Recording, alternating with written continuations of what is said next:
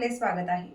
2 वर्षापूर्वी वाळूसह डंपर चोरी प्रकरणाचा छडा लावण्यात एलसीबीच्या पथकाला यश आले आहे. डंपरसह चालकाला एलसीबी पथकाने ताब्यात घेतले आहे. 2 वर्षापूर्वी दाखल गुन्ह्याचा तपास करण्यास स्थानिक गुन्हा अन्वेषण शाखेच्या पथकाला यश मिळालं आहे. वाळूसह ट्रक पळविणाऱ्या एका चालकाला डंपरसह अटक करण्यात आली आहे.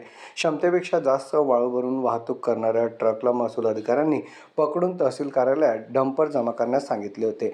डंपर क्रमांक MH41 AU 3902 हे डंपर 28 ऑगस्ट 2024 रोजी महसूल विभागानं त्यास जमा करण्यास सांगितले होते, परंतु डंपर चालकानं सदर डंपर हे तेथून पळवून नेले होते. या प्रकरणी गुन्हा दाखल करण्यात आला होता. यात डंपरसह चालक किशोर जानकीराम मोहिते यास ताब्यात घेत डंपर देखील जप्त करण्यात आले आहे. सदरची कारवाई पोलीस अधीक्षक अश्विनी सानप यांच्या मार्गदर्शनाखाली एलसीबीचे पोलीस निरीक्षक हेमंत पाटील, पोलीस उपनिरीक्षक विकास गुंजाळ, पोलीस हवालदार मुकेश तावडे, विशाल नागरे, मोहन डमडेरे, पोलीस शिपाई मनोज महाजन, विनोद पाटील, अभय राजपूत यांच्या पथकानं केली आहे.